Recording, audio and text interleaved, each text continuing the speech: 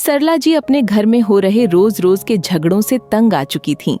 दोनों बेटे अच्छी कमाई कर लेते थे, पर फिर भी घर में शांति का नामो निशान नहीं था।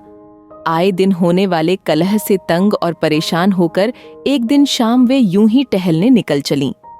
शाम का समय था। कुछ देर टहलते उन्हें अपनी पुरानी सहेली की याद हो आई। वह शुरू से ही थोड़ी गरीब थी। उसकी गरीबी और सरला की अमीरी का फासला कुछ ऐसा बढ़ा कि उनकी दोस्ती को ही ले डूबा। उसका घर कुछ हटकर थोड़ा साइड इलाके में पड़ता था, चहल पहल भीड़ भाड़ से दूर ग्रामीण इलाका। सरला जी ढूंढते ढूंढते आखिर अपनी सखी का घर पा ही गई। दरवाजे पर ही उससे मुलाकात हो गई। यूं तो समय के थपेड़े उसके चेहरों को भी रोशन कर रहे थे, लेकिन फिर भी वह सरला से अधिक ऊर्जावान लग रही थी। दोनों पुरानी सखियां गले मिलीं।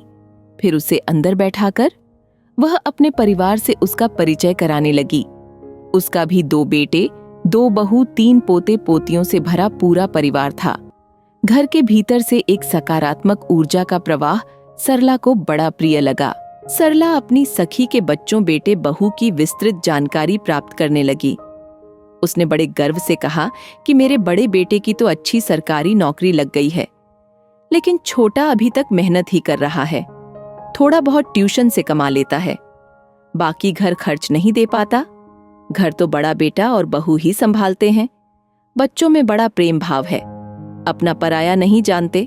अपना सरकारी मकान छोड़कर बड़ा बेटा यहीं छोटे से घर में सबके साथ रहता है। बच्चे भी आपस में बहुत प्रेम से रहते हैं।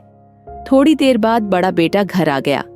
आते ही सरला का परिचय पाकर, उसके पैर छूकर, अपनी माँ को हाथ में रखा बहुत सारा सामान पकड़ाकर अंदर चला गया।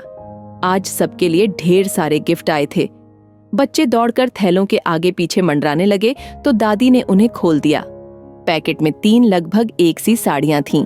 तीनों बच्चों के एक एक कपड़े। सभी अपना सामान पाकर खुश हो गए। सरला यह सब देखकर मन ही मन अपने भाग्य को कोस रही थी। थोड़ी देर में छोटा भाई आया। वह सब्जियां, फल और साथ में गर्मा गर्म समोसे लेकर आया था। सीधे भाभी के हाथ में रखकर बोला, भाभी जल्दी से प्लेट में लगा दो, तुम्हारे पसंद के हलवाई के यहाँ से लाए हैं।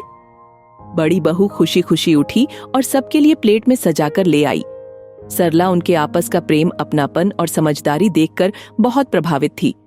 जाते समय सभी ने उसके पैर छुए। वह गदगद मन से सबको आशीर्वाद देकर वापस घर की तरफ चल पड़ी।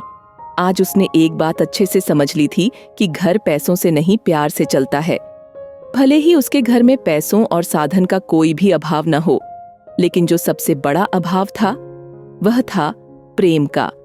वह प्रेम जो बड़े से बड़े अभाव को समाप्त कर देता है।